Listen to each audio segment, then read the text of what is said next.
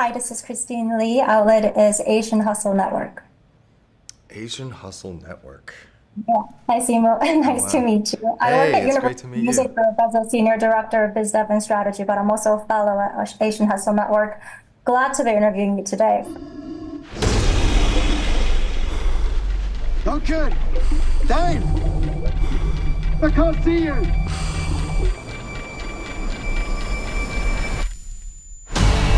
I got an idea. We'll have to take control of the ship manually. If we make a mistake, we put the entire ship at risk. Come on! This isn't working! You can do this, buddy. I'm with you! Incoming swell. Brace for impact! No! No! Okay, first question. You've been involved in diverse projects recently, from Shang-Chi to Barbie. What drew you specifically to Last Breath?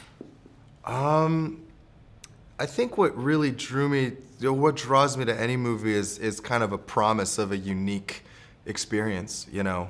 And I think it was very obvious from the get-go, even taking my first meeting for this movie, that I was gonna have to be underwater for large parts of it. And not only that, but I was gonna have to really work in a way that I'd never had before in order to bring the character of Dave Yuasa to life. And it was just a really amazing and educational experience getting to learn about sat diving and what that entails, what the lifestyle is for people that choose it, and also, you know, the extreme amount of pressure and danger that the divers are faced with every time they go out into the water. You know, it's an incredible career that really I had no awareness of or visibility into before meeting on the project. And so, yeah, it was just it's just a really an unconventional world and an unconventional job that I feel like begets, you know, just really, really compelling storytelling. Next, I wanted to touch on representation. So this is an important topic for me as a first-generation immigrant. In the movie, you play the role of Dave. You've been a strong advocate for diversity in Hollywood. So how does your role in Last Breath contribute to the ongoing conversation? Do you see progress in the industry when it comes to casting Asian actors in diverse, non-stereotypical roles?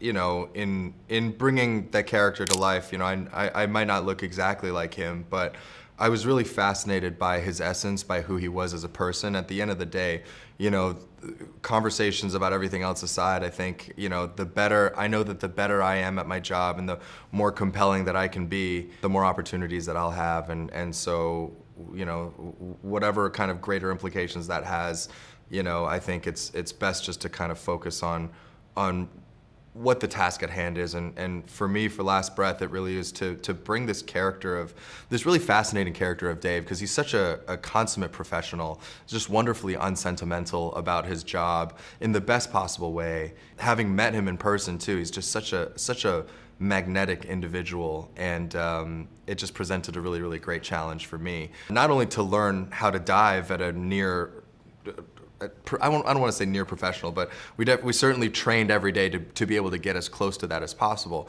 but also to kind of really imbue the essence of the character with Dave's pragmatic thinking, and also his kind of determination to go back for his coworker and to rescue him from certain death. And I can agree with you, because when I was watching the movie, I was at the edge of my seat for a good part of the movie.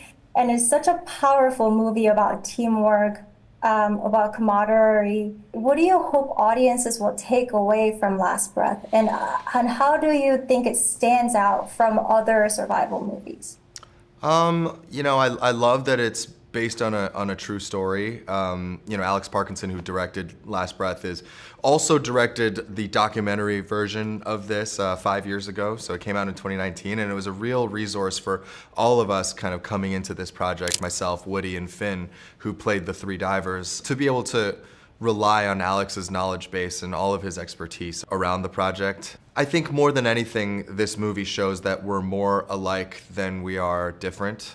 And, you know, I think it also is, it's just a very inspirational story of human survival and resiliency, but also of teamwork and you know, people come from all walks of life coming together with a shared goal, being a part of a team and a community, and human beings kind of helping each other, because you know, I think we live in a world where lines are being increasingly drawn between you and I and the person next to us, and you know, there's a lot of talk, and I feel like if you read if you read too much into things, you might start to believe, or you might start to get really depressed and down about the state of the world and how people are kind of separating and segregating, when I think in reality, when it all comes down to it, we're, for the most part, good people with good hearts who, you know, would give each other, you know, we had the opportunity, or if we were called to it, you know, wouldn't think twice about putting ourselves in harm's way to help, you know, somebody that was close to us or somebody that we saw that was in danger. So yeah, I mean, for what it's worth, I think that is what I hope the takeaway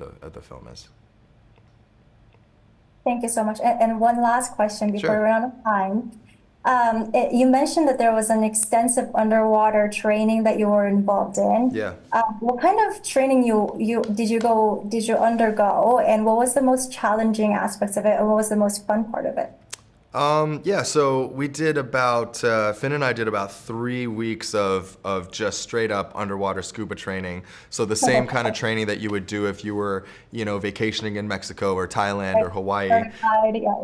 Yeah, except we did it like, you know, every single day for hours and hours at a time. So by the end of that process, we were very comfortable in the water, very comfortable breathing underwater and doing all the things that scuba divers do. And then from that point onwards, we trained in these helmets and in very job-specific gear and attire, which was a lot of it was unlearning everything we learned as scuba divers and then relearning it as sat divers, which was challenging in its own right. But then, you know, getting used to the mask, getting used to the feeling of claustrophobia, of just like being so locked in and so reliant on oxygen was definitely a big challenge. And then learning to act through all of that was you know, a whole thing unto itself. And of course, you know, when you're filming underwater, you don't always have the best communication with people on the surface. So there's a lot of like preparation that comes with, you know, designing these scenes, and it really just is a testament to just everybody kind of being on board with making the best